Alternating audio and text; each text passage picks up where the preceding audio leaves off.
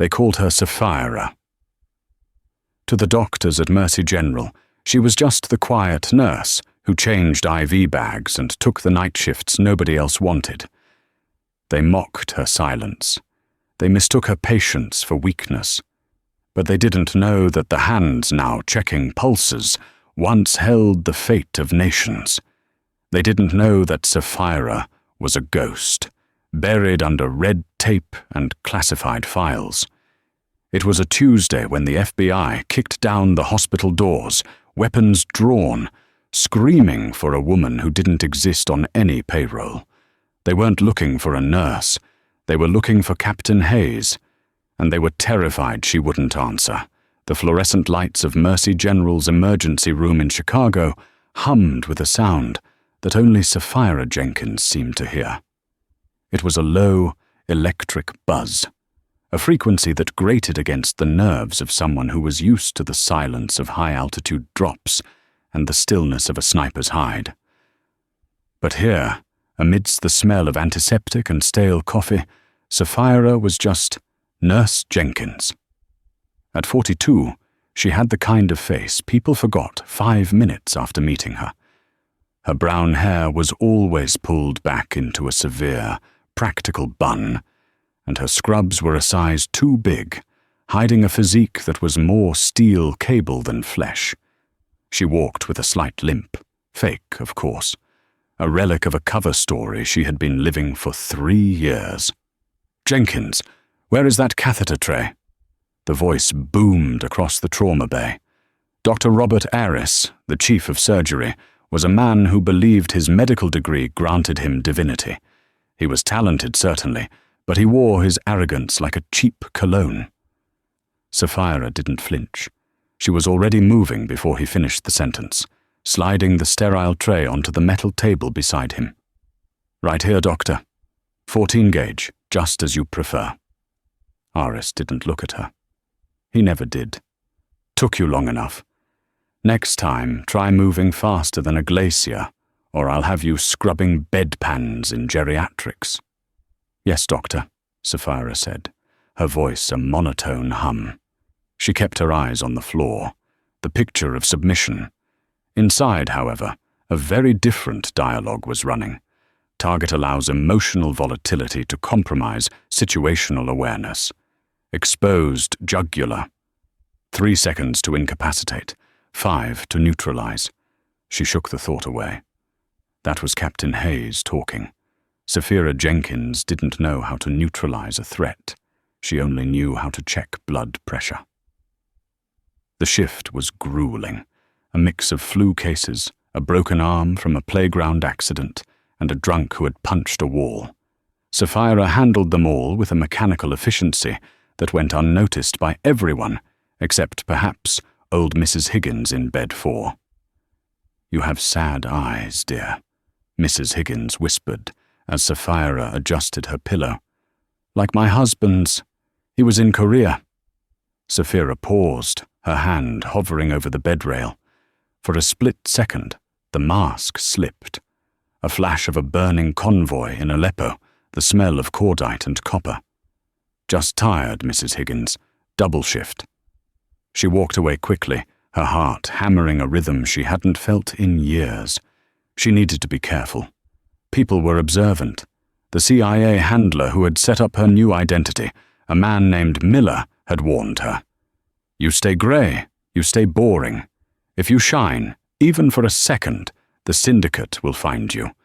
And this time, we can't pull you out." The syndicate, an international arms dealing ring that operated with the legitimacy of a Fortune 500 company. Sapphira, Captain Alana Hayes of the 160th SAW, seconded to a joint task force, had dismantled their European operations. She had cost them billions. She had put a bullet in the shoulder of their leader, a ghost named Viktor Kovic. Kovic didn't forgive, and he didn't forget. The clock on the wall hit 11:10 p.m. The ER was settling into the witching hour lull. Sapphira was at the nurse's station, charting vitals, when the radio on the desk crackled to life. "Mercy Base, This is EMT Unit 4. We are inbound. ETA 3 minutes. We have a John Doe, male, approx 30s. Multiple GSWs, gunshot wounds, to the chest and abdomen. Unresponsive. BP is crashing. He's wearing a vest, Mercy. Tactical gear. The atmosphere in the ER shifted instantly. Dr. Aris emerged from the break room, wiping crumbs from his mouth. "Gangbanger?" he asked, bored. "Tactical gear," the charge nurse, a frizzy-haired woman named Betty, repeated, looking confused. "SWAT, maybe?" Saphira's pen stopped moving. "Tactical gear. In Chicago? If it was SWAT, they would have called it in on a secure line.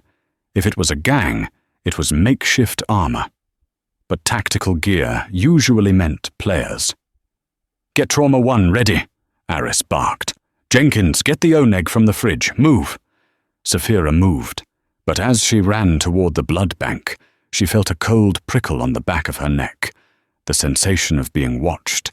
The instinct that had kept her alive in 3 war zones screamed at her. Prepare. The ambulance doors burst open 3 minutes later. The paramedics rushed the gurney in, slipping on the linoleum in their haste. The man on the table was a mess of blood and torn fabric, but Saphira saw the details the others missed. The tactical vest was high-end, ceramic plating, level 4 protection.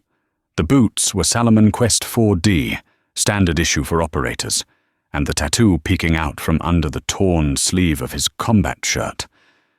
Saphira froze. It was a small, black dagger wrapped in a serpent. Task Force 141, her old unit. She looked at the man's face. It was swollen and covered in grime, but she knew the jawline. She knew the scar above the left eyebrow. Rodriguez, her communications sergeant, the man who had pulled her out of the wreckage in Damascus. "He's crashing," Aris yelled, ripping open the man's shirt. "Where is that blood? Jenkins!" Saphira snapped back to reality. She slammed the blood bags onto the stand, her hands shaking for the first time in a decade. Why was Rodriguez here?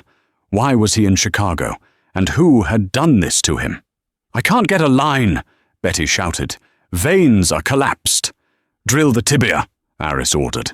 "Intraosseous access." Rodriguez convulsed on the table. His eyes flew open.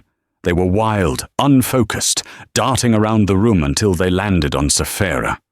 For a moment, there was no recognition, just the panic of a dying animal. Then, his eyes locked onto hers.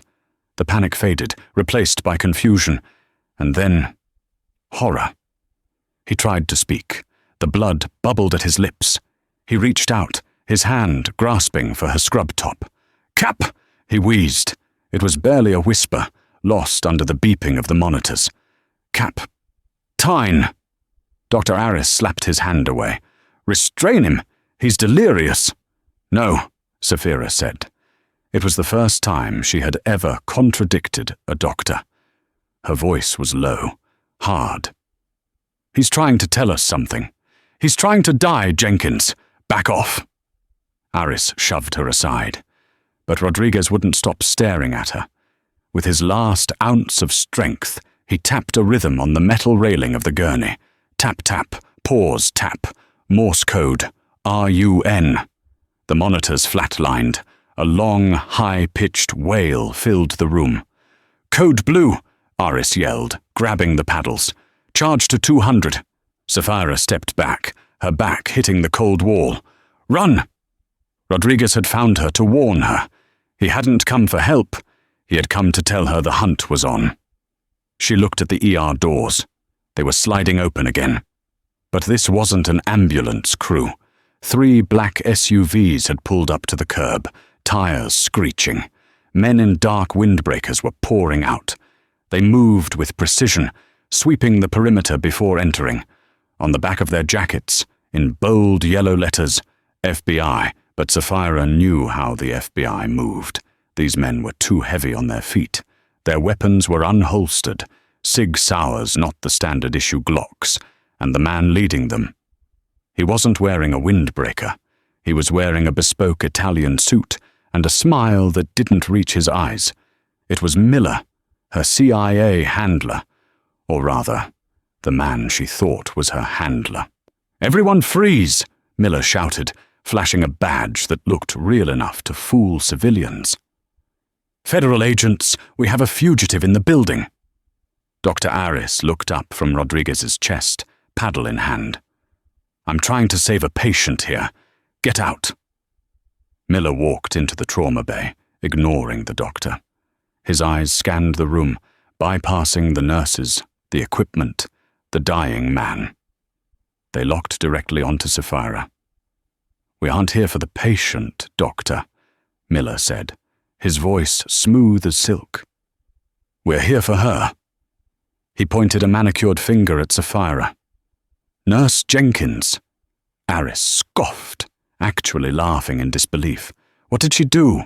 Steal a box of Band-Aids?" Miller's smile widened, revealing teeth that looked too white. "She didn't steal anything, but she is in possession of government property." He took a step towards Sapphira. "Captain Hayes, it's time to come home." The room went silent. Every head turned to Sapphira, the quiet, limping nurse. Sapphira looked at Miller. She looked at his men, calculating the angles. 3 at the door, 2 flanking Miller, 1 covering the hallway. She had a scalpel on the tray to her right, a defibrillator charging to her left. She straightened her posture. The limp vanished. Her shoulders squared, the dullness in her eyes evaporated, replaced by a cold, predatory focus. "You're not FBI, Miller," Sapphira said. Her voice was different now, deeper, commanding. It echoed off the tile walls. Miller chuckled. "Does it matter? The car is waiting. I'm not going with you. I don't think you have a choice, Alana." Sapphira glanced at the fire alarm on the wall, 10 feet away. Then at the oxygen tank next to Dr. Aris. "I always have a choice," she whispered. And then she moved. The transformation was so sudden, so violent, that Dr. Aris later told the police it looked like a possession. One moment, Sapphira was the dowdy nurse. The next, she was a blur of kinetic energy. She kicked the rolling stool Dr. Aris had been sitting on. It flew across the room, smashing into the shins of the agent on the right. As he buckled, Sapphira grabbed the oxygen tank. It was heavy, steel, and lethal. She didn't swing it. She thrust it like a battering ram into Miller's chest. The handler wheezed, ribs cracking audibly, and stumbled back. "Shoot her!" Miller gasped, clutching his chest. The agent in the doorway raised his weapon. "Get down!" Sapphira roared at the medical staff. It was a command, not a request. Betty dropped to the floor instantly. Dr. Aris stood frozen, mouth agape. Sapphira tackled him, driving her shoulder into his gut and taking them both down behind the heavy steel of the gurney, just as 2 bullets shattered the glass cabinet where the saline was stored. Shards of glass and salt water rained down on them. "What is happening?" Aris screamed, his arrogance replaced by high-pitched terror. "Stay down, Doctor, unless you want a tracheotomy by 9mm, Sapphira hissed. She reached up, grabbed the defibrillator paddles that were still whining with a charge, and waited. She listened. Footsteps, crunching on glass. Someone was flanking the gurney. 3, 2, 1. Sapphira surged upward. The agent was rounding the corner of the bed, gun drawn. She didn't go for the gun. She jammed the paddles into his neck and chest. "Clear!" she deadpanned. Thump! The electric discharge threw the man backward. He convulsed and went limp, his gun clattering across the floor. Sapphira didn't hesitate. She rolled over the gurney, grabbed the fallen Sig Sauer, and fired 2 suppression shots at the doorway, forcing the remaining agents to duck into the hallway. She turned back to Aris. The doctor was staring at her, trembling.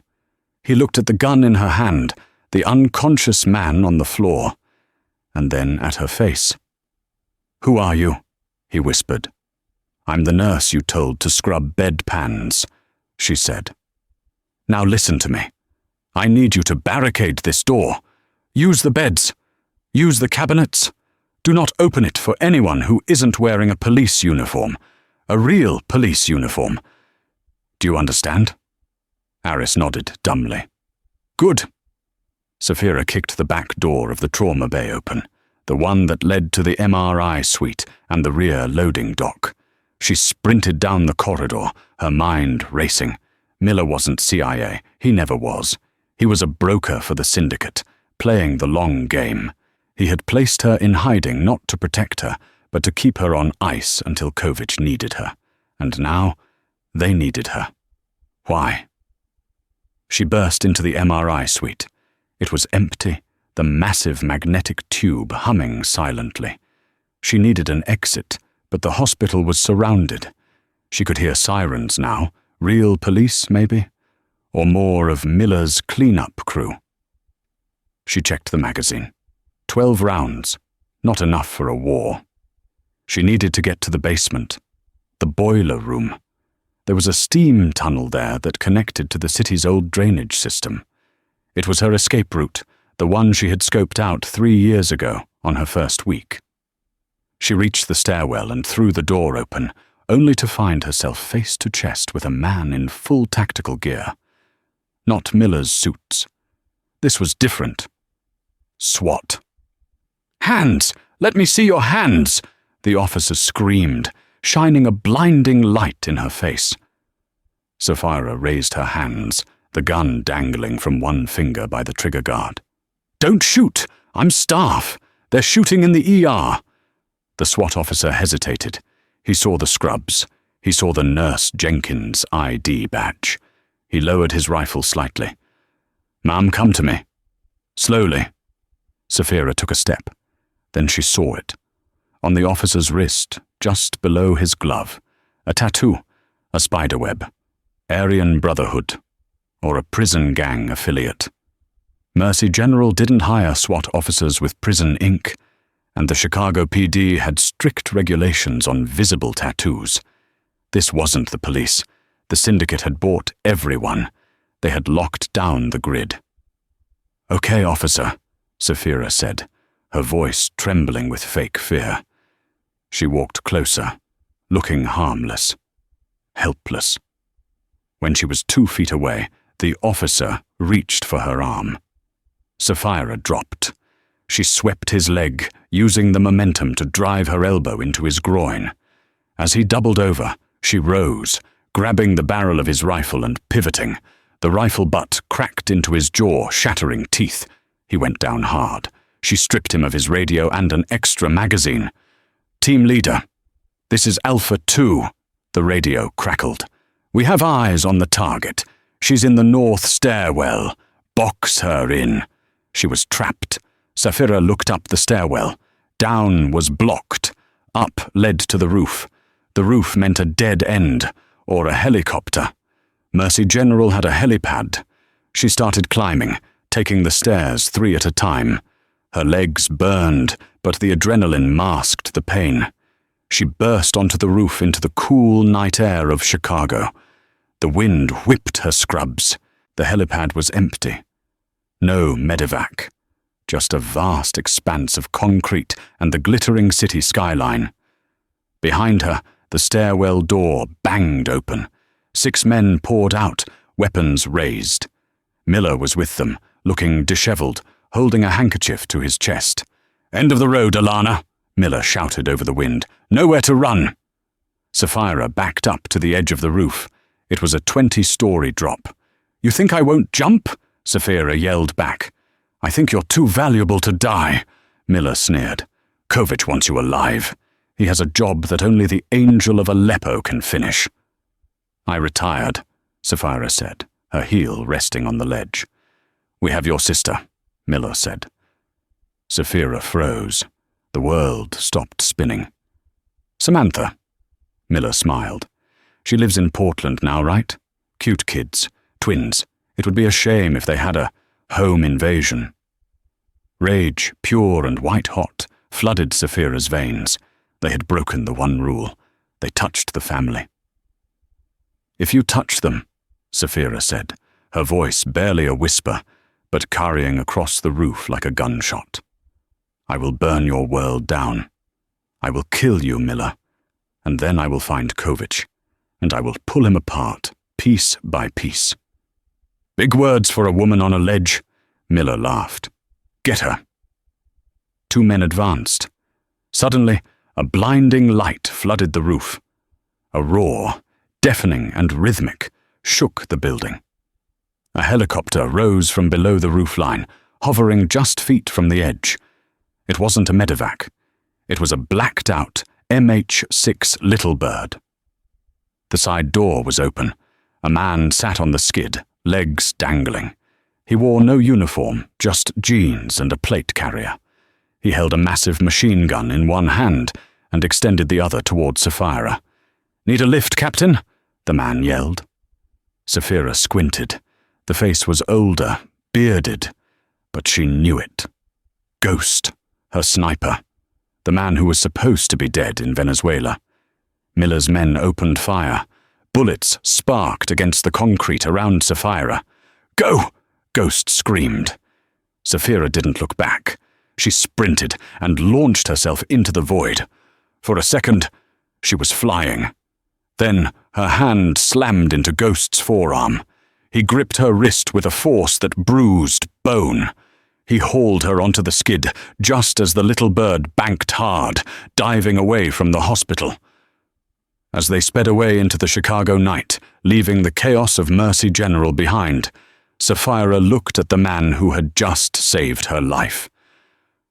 "I thought you were dead," she shouted over the rotor wash. Ghost grinned, lighting a cigar with a Zippo. "I was. But then I heard someone was trying to kill the best nurse in Chicago, and I hate paperwork." He handed her a headset. "Put this on. The general wants a word." Sapphira put on the headset. A voice, gravelly and authoritative, filled her ears. "Captain Hayes, welcome back to the land of the living. We have a situation, and unfortunately, you're the only one who can fix it." Sapphira looked down at her blood-stained scrubs. "Who is this?" "This is General Mattis, and we have work to do." Sapphira closed her eyes. Nurse Jenkins was dead. Captain Hayes was back, and she was pissed.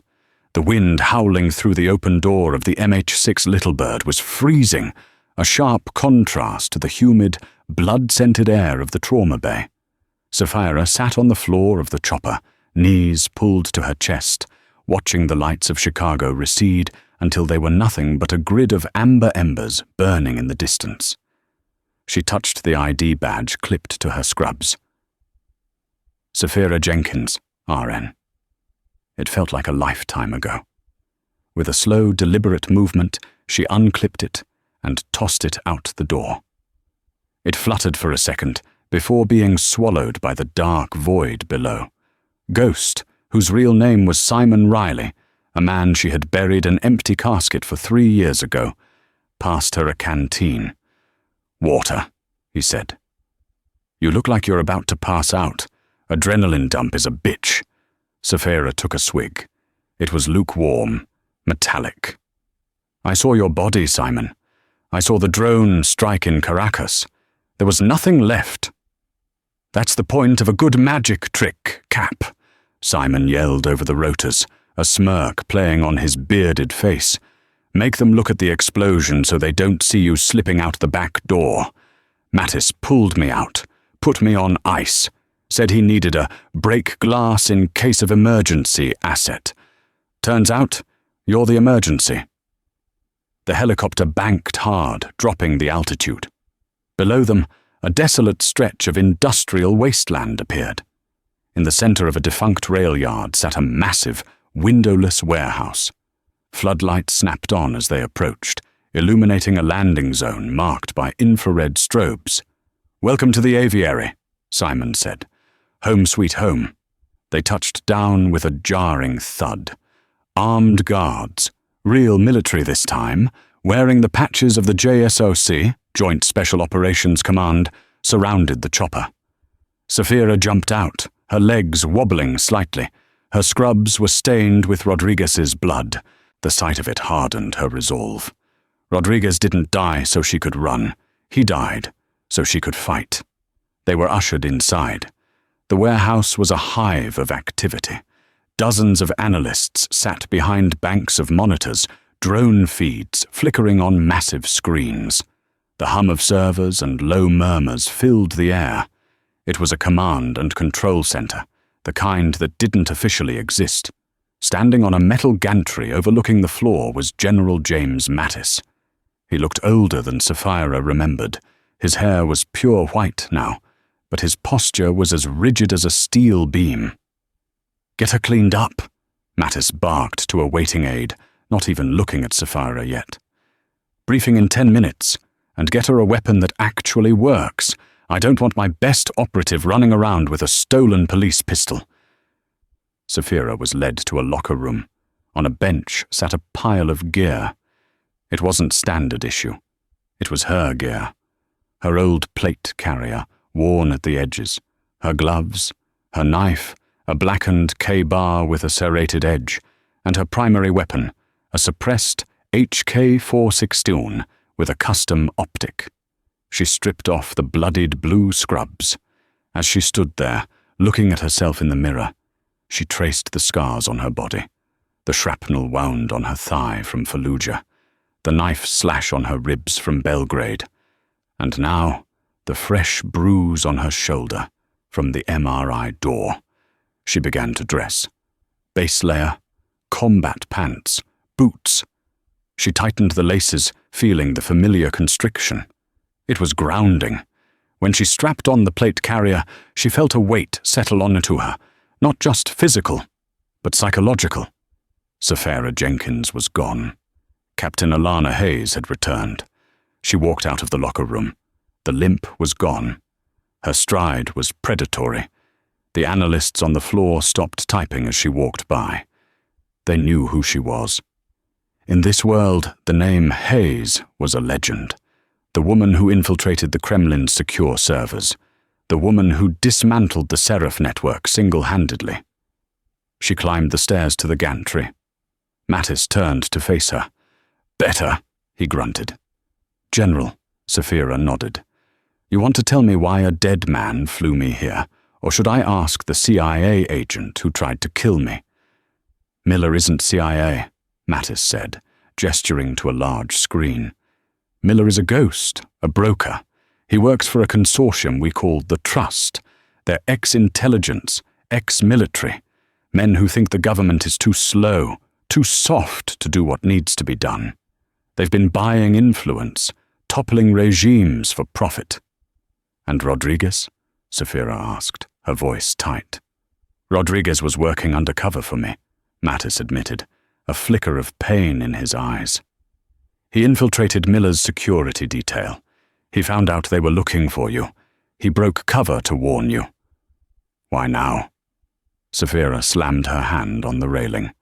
"I've been dead for 3 years. Why come for me now?" Mattis pressed a button on the console. The screen changed to show a blueprint. It was a complex biological structure. "Because of this," Mattis said. "Project Chimera." Sapphira stared at the screen. "That looks like a viral strain." "It is, but it's not biological warfare in the traditional sense. It's a genetic key. It targets specific DNA sequences. You can program it to kill one specific person or an entire ethnic group without affecting anyone else. It's the ultimate assassination tool. Clean. Untraceable." "What does this have to do with me?" "You stole the encryption key," Mattis said. Sapphira frowned. "I didn't steal anything. I destroyed the labs in the Ukraine operation. I burned the data." "You burned the backup," Mattis corrected. "The primary key, the lead scientist, Dr. Vanko, hid it before he died. He didn't trust digital storage. He put it on a physical drive. And according to Miller's intel, Vanko mailed it to the one person he thought was safe, the American soldier who saved his daughter during the extraction." Sapphira felt the blood drain from her face. "He mailed it to you, Alana," Mattis said. "3 years ago, just before you went off the grid." Sapphira's mind raced back. The mail, the letters she had forwarded, the boxes of personal effects she had shipped to her sister for safekeeping because she couldn't carry them into her new life. "I don't have it," Sapphira whispered. "No," Mattis said grimly, "but we think we know where it is." He clicked the remote. A photo appeared on the screen, a suburban house in Portland, Oregon, a tricycle in the driveway. "The package was never opened," Mattis said. "It's sitting in a box in your sister's attic. And Miller knows."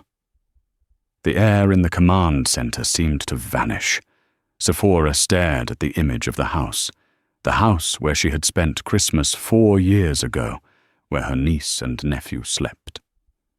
"Miller has a team airborne," Simon, Ghost, said, stepping up beside her. He looked at the screens, his expression unreadable behind his tactical sunglasses. "They lifted off from a private airfield in Nevada 40 minutes ago. They're heading to Portland." "How long until they arrive?" Sapphira asked. Her voice was calm, but it was the calm of the eye of a storm. 2 hours, Mattis said. "We have a Delta team spinning up at Lewis McCord, but they're bogged down with authorization protocols. The Trust has moles in the Pentagon. They're jamming our logistics." "Jamming your logistics?" Sapphira spun on Mattis. "My sister is about to be slaughtered by a death squad, and you're talking about paperwork." "I'm talking about reality, Captain," Mattis snapped. "If I send a bird now without clearance, the Trust will shoot it down and call it a training accident. They have surface-to-air assets in the region." "Then I'll drive," Sapphira said, reaching for her rifle. "It's a 4-hour flight, Alana. You can't drive to Oregon from Chicago," Simon pointed out dryly. "Then give me a jet, a fast one, under the radar." Mattis looked at her. He saw the desperation, but he also saw the tactical brilliance. He knew that if he tried to stop her, she would likely kill everyone in this room and take the jet anyway. "I can't authorize a mission," Mattis said slowly, choosing his words carefully. "However, I have a prototype stealth transport, the VX-9, sitting on the runway for a test flight. It's fully fueled. If someone were to steal it, and if that someone happened to have a pilot rated for experimental aircraft..." He looked at Simon. Simon sighed and cracked his knuckles. "I haven't flown a prototype in 5 years, but it's like riding a bike, a very expensive, supersonic, invisible bike." "Go," Mattis said. "I'll buy you time with the Pentagon." "But Alana..." Sapphira paused at the top of the stairs. "You need to secure that drive. If Miller gets Chimera, he controls the world's political landscape. He can kill a president or a king with a handshake. The mission comes first. The family comes second. Do you understand?" Sapphira looked at Mattis. "I'll get the drive, General." She didn't promise the second part. The VX-9 screamed across the stratosphere at Mach 2. Inside the cockpit, the silence was deafening. The stealth technology dampened the engine noise to a low hum. Sapphira sat in the co-pilot seat, checking her gear for the 10th time. She loaded magazines with hollow point rounds, maximum stopping power, minimal over-penetration. She couldn't risk a bullet going through a wall and hitting a kid. "ETA 20 minutes, Simon said over the comms. "We're going to have to jump, Cap. I can't land this thing in a suburb without blowing out everyone's windows." "Halo jump?" "High altitude, low opening. From 25,000 feet, at night, into a residential neighborhood." Simon chuckled darkly. "Just like old times." "Miller's team?" Sapphira asked. "What's the head count?" "Intel says 2 squads, 8 men. Highly trained, mercenaries, ex-SAS, ex-Spetsnaz. They aren't going there to knock on the door, Sephora. They're going to scrub the site." Sapphira closed her eyes. She pictured Samantha. Sam was the opposite of her. Soft, artistic, a kindergarten teacher. She didn't know about Sapphira's life. She thought Sapphira was a logistics manager for a shipping company who traveled a lot. When Sapphira disappeared 3 years ago, she had sent a letter saying she was taking a job in Europe and wouldn't be in touch. It broke Sam's heart.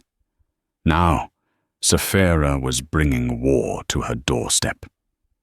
"I need you to hack the local grid," Sapphira said. "Way ahead of you," Simon replied, tapping the flight computer. "I'm looping the streetlights in her neighborhood. I can cut the power to the block on your mark. But Sapphira, if they are already inside—" "They aren't," she said firmly. "They can't be." A red light flashed on the console. "Radar spike," Simon yelled. "We've been painted. Missile lock." The Trust had assets even closer than Mattis thought. "Pop flares!" Sapphira shouted. The jet lurched violently as Simon banked. They fired. 2 missiles incoming. Brace! The sky outside lit up as countermeasures deployed, burning magnesium streaks in the night. The first missile detonated harmlessly against the flares. The turbulence rattled Sapphira's teeth. The second missile didn't miss. It clipped the port wing. Explosions rocked the fuselage. Alarm screamed. The cabin depressurized instantly, the cold air sucking the breath from their lungs. "We're going down!" Simon roared. "Eject! Eject!" "We're too far," Sapphira screamed back. "We're 5 miles out. We have to jump now, or we burn!" Sapphira looked at the GPS. They were over a dense forest reserve, bordering the suburbs. If they jumped now, they had a 5-mile hike to the house. Miller's team would be there before them. "Get us closer," Sapphira commanded. "I can't hold it. Hydraulics are gone." "Hold it, Simon. Just 30 seconds." The plane was spiraling. The G-force pressed Sapphira into her seat. She watched the altitude counter plummet. 15,000 feet. 10,000. "Sapphira, we are disintegrating. Now!" she yelled. "Punch it!" Simon pulled the ejection handle. The canopy blew off. The seats rocketed out of the burning chassis into the freezing night air. Sapphira tumbled through the darkness. Below her, she saw the fireball of the VX-9 crashing into the hills. She stabilized her fall, spreading her limbs. She checked her wrist altimeter. 4,000 feet. She scanned the ground below. To the east, the burning wreck. To the west, the grid of streetlights. Portland. She steered her chute, fighting the crosswind. She could see the neighborhood. It looked peaceful, sleeping. But as she drifted lower, her night vision goggles picked up heat signatures. 3 black vans were parked at the end of Samantha's street. Figures were moving through the backyards. They were moving in a stack formation, fast, efficient. She was still 2 minutes from landing. They were 30 seconds from the door. She spoke into her throat mic. "Simon? You alive?" Static. Then a groan. "I'm in a tree. Legs busted. I'm out of the fight, Cap. You're on your own." "Copy." Sapphira cut her chute early, dropping the last 20 feet into a neighbor's swimming pool to break her fall. She emerged from the water, silent and deadly, water streaming off her rifle. She vaulted the fence. She was in Samantha's backyard now. She saw the back door. The glass had been cut. A circle of glass lay on the patio. They were inside. Sapphira didn't check for traps. She didn't wait for backup. She took a breath, raised her weapon, and stepped through the broken door into the kitchen. The house was quiet. Too quiet. Then she heard it. A muffled whimper from upstairs, and the heavy tread of boots on the hardwood floor of the nursery. Sapphira Hayes ghosted up the stairs. The nurse was gone. The sister was here, and God help anyone standing between her and those kids. The hallway of the suburban home was steeped in shadows, illuminated only by the faint, rhythmic blue light of a TV flickering in the master bedroom. The air smelled of lavender air freshener and gun oil. Sapphira moved with the silence of a ghost. Her wet boots made no sound on the carpet. She rolled her weight from heel to toe, absorbing every step. She reached the top of the landing. There was a sentry posted outside the children's room. He was big, wearing a balaclava and holding a suppressed MP5. He was checking his watch, bored. A professional but complacent. He assumed the perimeter was secure. He assumed the threat was a housewife, not a Tier 1 operator. Sapphira didn't use her rifle. Too much noise, even with the suppressor. The bolt carrier group clacking back and forth would alert the others. She holstered it and drew her knife. She waited for the blue light from the TV to dim. In the brief moment of darkness, she surged forward. She clamped her hand over the sentry's mouth and drove the blade into the soft spot between his collarbone and neck, severing the subclavian artery. He went limp instantly, not even a gasp escaping his lips. She lowered him gently to the floor, dragging him into the linen closet. 1 down. 3 inside the master bedroom. She crept to the open door. Through the crack, she saw the scene. Her sister, Samantha, was on her knees by the bed, arms wrapped tightly around her 7-year-old twins, Leo and Mia. Samantha was crying silently, her body shaking. Standing over them were 2 men. One was ransacking the dresser drawers, throwing clothes everywhere. The other, the leader, judging by his relaxed posture, was leaning against the wall, pointing a pistol casually at Samantha's head. "Please," Samantha sobbed. "I told you, I don't know what you're looking for. We don't have any money." "We aren't here for money, Mrs. Dalton," the leader said. He had a thick Eastern European accent. "We are here for the package your sister sent you. The blue box. Where is it?" "Sapphira?" Samantha looked confused, terrified. "Sapphira never sent us anything. She's just a nurse." The leader laughed. It was a cruel, dry sound. "A nurse. Yes. And I am the Pope." He racked the slide of his pistol. "I will count to 3. If you do not tell me where the box is, I will shoot the boy first." "No!" Samantha screamed, shielding Leo. 1. Sapphira gripped her rifle. She calculated the angles. The leader was 5 meters away. The searcher was 3 meters to the left, partially obscured by the open closet door. 2. Sapphira took a breath. She entered the flow state, where time slowed down and the world became a geometry equation. She stepped into the doorway. 3. "Drop it," Sapphira said. Her voice wasn't loud, but it cut through the room like a razor. The leader spun around, eyes widening. He saw a woman in full tactical gear, soaked in water, eyes burning with cold fury. He tried to raise his gun. Pop, pop. Sapphira put 2 rounds into his chest. The hollow points mushroomed on impact, shattering his sternum. He dropped before his finger could squeeze the trigger. The second man, the searcher, popped out of the closet, firing blindly. Sapphira didn't flinch. She pivoted, dropping to one knee to reduce her profile. Bullets chewed up the doorframe inches from her head. She acquired the target, the flash of his muzzle in the dark. Pop. 1 shot. Through the eye socket. The man crumpled backward into the closet, buried under a pile of Samantha's summer dresses. Silence returned to the room, heavier than before.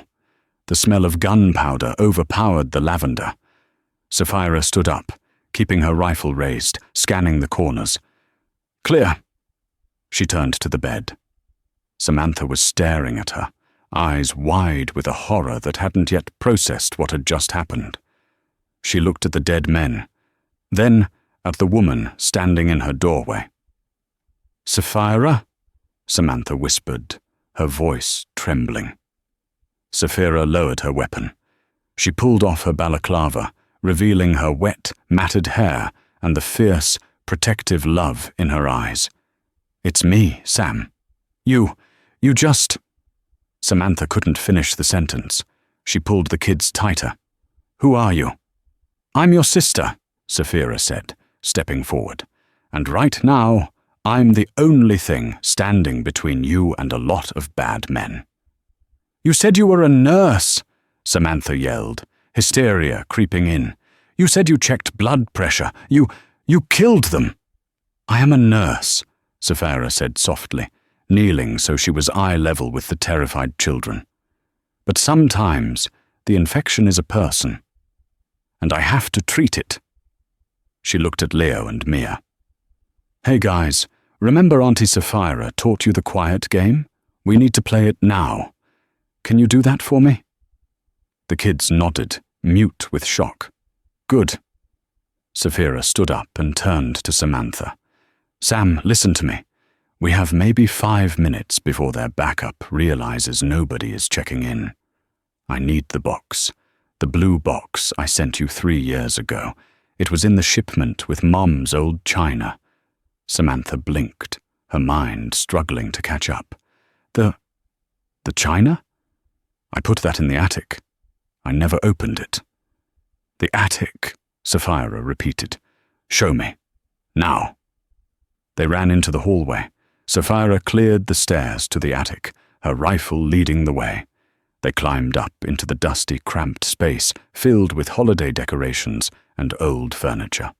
"Over there," Samantha pointed to a stack of cardboard boxes in the corner, the one marked "Fragile."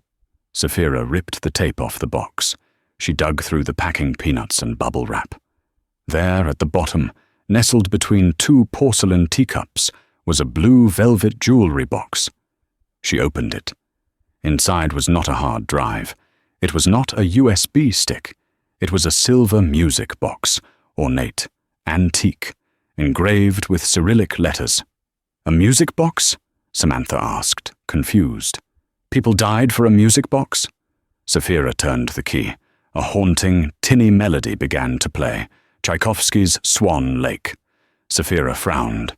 She examined the box closely. She ran her fingers along the velvet lining. She felt a catch, a false bottom.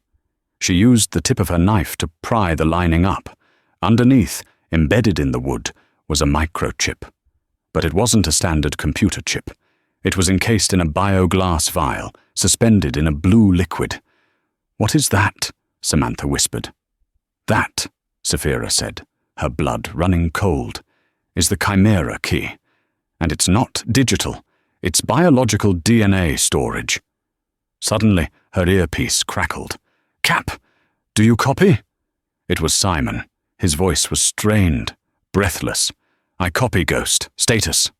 I'm in the tree line. I see headlights, a lot of them. 2 armored trucks coming up the street. Miller is here, and he's brought the heavy cleanup crew." "How many?" 20. Maybe 30. "They're setting up a perimeter. They aren't trying to be quiet anymore, Sapphira. They're rigging the house to burn. They want to erase the evidence." Sapphira looked at her sister. She looked at the kids. "We can't go out the front," Sapphira said. "No," Simon agreed. "And you can't go out the back. They have snipers covering the yard." "Then we go down," Sapphira said. She turned to Samantha. "Sam, does this house still have the old coal chute in the basement? The one Dad used to talk about?" "Yes, but it's boarded up. It's been sealed for decades." "Not for long," Sapphira said. She grabbed the music box and shoved it into her tactical pouch. "Grab the kids. We're leaving." The basement was damp and smelled of mildew. Sapphira herded the family down the wooden stairs, the sound of glass breaking upstairs echoing above them. The first canister of tear gas had been fired into the living room. "Stay low," Sapphira commanded. She pushed a heavy workbench against the basement door to buy them time. She moved to the far wall, where the old coal chute was painted over with layers of white latex. It was a small iron door, rusted shut. "It won't open!" Samantha cried, clutching Leo. "It's rusted solid." Sapphira didn't argue. She reached into her vest and pulled out a small brick of C4 plastic explosive, one of the few party favors she had scavenged from the locker at the aviary. "Cover your ears," she ordered. "Open your mouth slightly to equalize pressure." She molded the clay along the hinges, inserted a blasting cap, and wired it to a detonator. "Fire in the hole!" Thump! The explosion was contained, but forceful. The iron door was blown inward, clattering onto the floor. Behind it was a dark, narrow tunnel leading out to the street level, originally used to dump coal into the furnace. "I go first," Sapphira said. "Sam, you push the kids, then you." She crawled into the chute. It was tight, scratching at her armor. She emerged into the cool night air, hidden behind the thick bushes that lined the foundation of the house. She scanned the street. It was a war zone. 2 Bearcat-armored vehicles blocked the road. Men in full body armor and night vision goggles were advancing on the house, but they were looking at the front door and the windows. They weren't looking at the bushes near the ground. Sapphira helped the kids out. They were crying but silent, terrified into obedience. Samantha crawled out last, coughing from the dust. "We need to get to the woods," Sapphira whispered. "Ghost is waiting." They began to move, crawling through the neighbor's meticulously manicured hedge. Suddenly, a spotlight hit them. "Contact! West side! By the bushes!" A voice amplified by a loudspeaker boomed. "Captain Hayes, there is nowhere to go. Give us the chip, and your family lives." It was Miller. He was standing behind the door of one of the armored trucks, holding a megaphone. Bullets began to tear through the hedges. Leaves and twigs exploded around them. "Run!" Sapphira screamed. She stood up, exposing herself to draw fire. "Go! Toward the trees!" She raised her HK-416 and opened fire. She wasn't aiming to kill. She was aiming for suppression. She raked the line of vehicles, shattering headlights and forcing the mercenaries to duck. Samantha and the kids sprinted across the open lawn toward the darkness of the forest reserve. Sapphira emptied her magazine, reloaded in a split second, and fired again. But she was outgunned. Rounds sparked off the pavement, stinging her legs with concrete fragments. A sniper shot cracked the air. Sapphira felt a hammer blow to her chest. Her plate carrier caught the round, but the force knocked the wind out of her. She stumbled back, gasping. "Sapphira!" Samantha screamed from the tree line. "Keep going!" Sapphira wheezed. She scrambled to her feet. She was pinned. 3 men were rushing her position. Suddenly, a rhythmic thwop, thwop, thwop sound echoed from the tree line. Not a helicopter. Something sharper. Crack, crack, crack. The 3 men rushing her dropped, one by one. Headshots. Sapphira looked toward the woods. High up in an oak tree, she saw the muzzle flash. Simon. Even with a broken leg, he was the deadliest marksman alive. "Move your ass, Hayes!" Simon's voice crackled in her ear. "I'm down to 2 mags!" Sapphira turned and ran. She sprinted across the lawn, bullets snapping past her ears like angry hornets. She dove into the tree line just as a grenade detonated where she had been standing. She found Samantha and the kids huddled behind a fallen log. Simon was sliding down the tree, grimacing in pain, his left leg dragging. "We can't stay here," Simon grunted. "They have thermal. They'll flush us out in 5 minutes." "Where do we go?" Samantha asked, shivering. Sapphira looked at the microchip in her hand. Then she looked at the tactical map on her wrist computer. "There." She pointed to a decommissioned radio tower at the top of the ridge, about 2 miles away. High ground, and it has a hard-line connection to the emergency broadcast system. "You want to broadcast a distress signal?" Simon asked. "No," Sapphira said, her eyes hard. "I want to plug this chip in." "You said it's a virus," Simon said. "Mattis said it was a virus," Sapphira corrected. "But look at the casing, Simon. Look at the markings." She held the vial up to the moonlight. Etched into the glass were not warning symbols, but a medical caduceus, 2 snakes wrapped around a staff. And a name. Panacea. Vanko didn't make a weapon, Sapphira realized, the pieces falling into place. The Trust created the virus years ago. They released a dormant version into the water supply. It's already in everyone. Samantha gasped. What? The Chimera project wasn't about killing people, Sapphira said, her voice trembling with rage. It was about saving them. This chip, it's the activation code for the immunity. It triggers the dormant virus to produce antibodies. So the Trust, Simon started. The Trust holds the cure, Sapphira finished. They plan to trigger the lethal phase of the virus, then sell the activation code to the highest bidder. Governments, kings, billionaires. They're going to hold the human race for ransom. But if we upload this, Samantha said. If we upload this to the emergency broadcast frequency, Sapphira said, it broadcasts the activation signal digitally. The virus responds to a specific frequency sequence. We can cure everyone, instantly, for free. And destroy the Trust's trillion-dollar leverage, Simon grinned, checking his rifle. Now that is a mission I like. But we have to get there, Sapphira said, looking down the hill where the flashlights of 30 mercenaries were bobbing through the woods. And we have to do it before they kill us. She looked at Samantha. Can you run? Samantha looked at her kids. She looked at the blood on Sapphira's armor. She picked up a heavy branch from the ground. Her fear was gone, replaced by a mother's primal instinct. Try and stop me, Samantha said. Sapphira smiled. That's my girl, let's go. The ridge was a kill box. Sapphira fired her last magazine, keeping the mercenaries pinned, while Simon hacked the transmitter inside the control shack. The servo is dead, Simon yelled over the comms. You have to align the dish manually. Azimuth north. Miller emerged from the smoke, flanked by guards with ballistic shields. Checkmate, Alana. Give me the chip, or the drone overhead turns your family into ash. Sapphira stood, feigning defeat. She pulled the silver music box from her vest. You win. She hurled the box toward the cliff edge. Miller screamed, Get it! As his men scrambled for the priceless decoy, Sapphira sprinted for the tower ladder. By the time they realized the ruse, she was 50 feet up.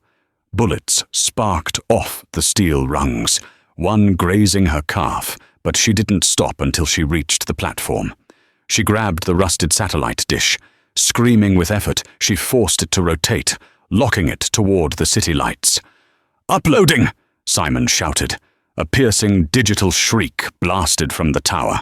The Panacea code hit the emergency grid, broadcasting the cure globally. Miller's trillion-dollar leverage evaporated in seconds. Kill her! Miller roared, raising a rifle. Suddenly, the tree line erupted. Thump! Thump! Thump! Automatic grenade fire tore through Miller's flank.